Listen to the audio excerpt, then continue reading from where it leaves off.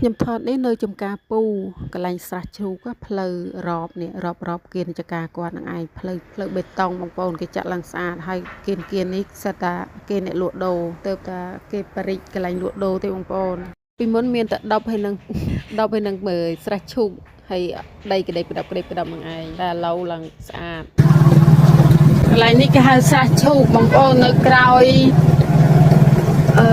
នៅខាងនោះផ្លូវខាងនោះទៅពលានយន្តហោះបងប្អូន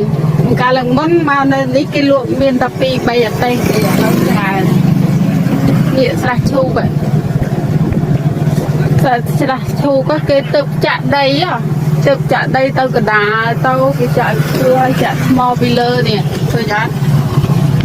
តែពេលអញ្ចឹងទៅគេចាប់ផ្ដើមធ្វើកញ្ចុះលក់ច្រើនអានេះមកចំថ្ងៃភ្លៀងថាមកមើលបងប្អូនអើយគ្មានបានមើលអីទេទៅបាត់ហើយ